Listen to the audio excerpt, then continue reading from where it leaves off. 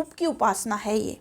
वल्लभाचार्य जी कहते हैं सबसे पहला होता है मंगलाचरण, फिर होता है श्रृंगार, फिर होता है ग्वाल, फिर होता है उत्थापन, फिर पट मंदिर के बंद हो जाते हैं। फिर उसके बाद शाम को 3-4 बजे से होता है उत्थापन, भोग, संध्या आरती और शयन। कृष्ण के बच्चे के स्वरूप की इसमें आराधना की जाती है। और ये बात यहाँ विशेष ध्यान रखने योग्य है कि कृष्ण की कृपा के लिए एक शब्द प्रयोग किया जाता है, वो है क्या? पुष्टि। पुष्टि माने कृपा। और क्या नाम है इसका? पुष्टि। और इसलिए इन मार्गों, इन जो अष्टछाप के कवियों को पुष्टि मार्गी भी कहा जाता है। क्या कहा जाता है भाई?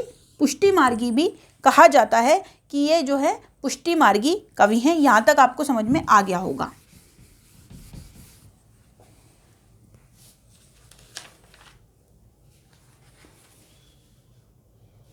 अब ये अष्टछाप के मंदिर जो किसने इसकी स्थापना की थी? तो गोवर्धन जगह है, गोवर्धन में श्रीनाथ जी के मंदिर में ये 8 कवि रहते थे, अष्टयाम की सेवा करते थे।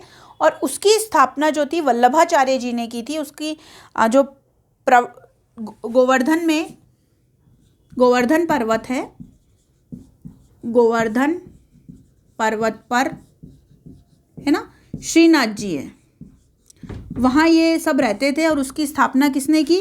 वल्लभाचार्य, है ना। और उसका शिल्पी कौन था? कई बार प्रश्न आ जाता है ये, तो हमें ध्यान रखने वाली बात है। शिल्पी कौन था? तो वो था पूरण खत्री। पूरण खत्री, है ना। शिल्पी कौन था भाई उसका? पूरण खत्री। अब हम इन कवियों के बारे में सबसे पहले कृष्ण भक्ति धारा के जो अष्टछाप के कवि हैं, सबसे पहले हम उनका अध्ययन करेंगे। सबसे पहले तो है हमारे जो भक्ति काल की कृष्ण भक्ति काव्य धारा के मेरुदंड सुपुरुष जो हैं वो है सूरदास। और सबसे पहले हम उनका अध्ययन करेंगे। उनका जन्म 1478 ईस्वी या 1535 विक्रम संवत, 1478 ईस्वी या 1535 विक्रम संवत। अब एक बात ध्यान रखने योग्य है कि इनका जो जन्म स्थान है 2 माने गए हैं। एक तो माना है सीही और एक माना है रुनकता। सीही और रुनकता। तो सीही किसने माना है? डॉक्टर नगेंद्र ने माना है। और रुनकता आधुनिक और जो लेखक हैं जो साहित्यकार हैं उन्होंने माना है।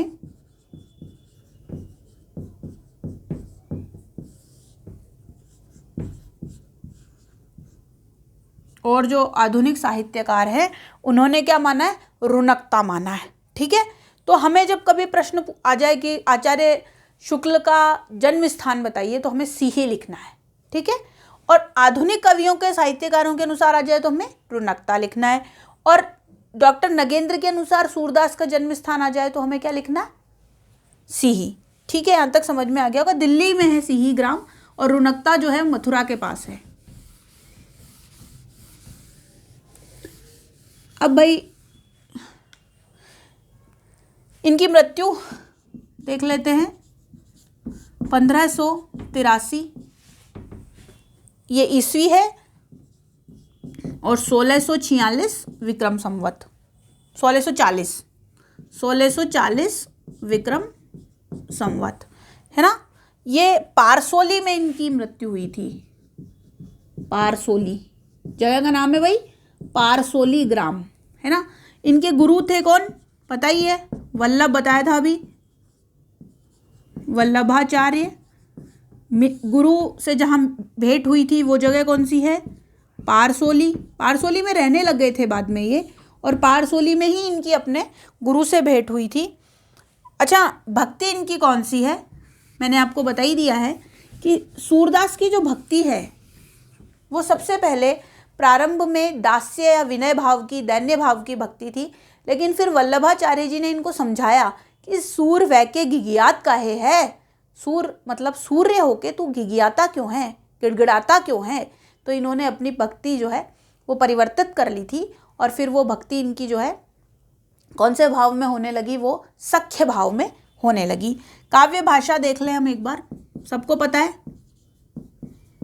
ब्रज, ठीक भाई। अब रचनाओं की बात करते हैं। तो पहली रचना है इसकी सूरसागर। कौन सी रचना है? सूरसागर। ये भक्तिकालीन कृष्ण भक्ति साहित्य की सर्वश्रेष्ठ कृति है। ये सूरदास जी की भी सर्वश्रेष्ठ कृति है। इसका जो प्रमुख उपजीव्य है, जैसा मैंने आपको बताया, भागवत के जो है दशम स्कंद का 46वां और 47वां अध्याय है। कौन सा अध्याय है? 46वां और 47वां अध्याय। भागवत के दशम स्कंद का 46वां और 47वां अध्याय है। लिख देती हूं मैं एक बार।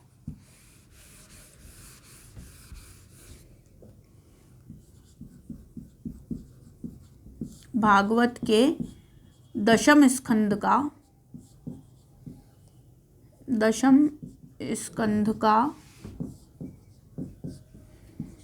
46वां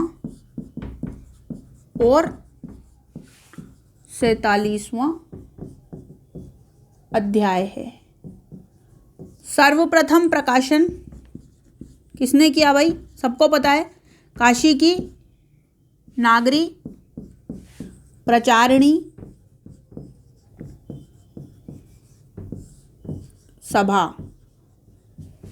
काशी की जो है नागरी प्रचारिणी सभा ने सबसे पहले इसको प्रकाशित किया और इसमें भागवत के आधार पर ही इसमें 12, जैसे भागवत में स्कंद है ना, वैसे सूरसागर में कितने स्कंद हैं भाई? 12 स्कंद।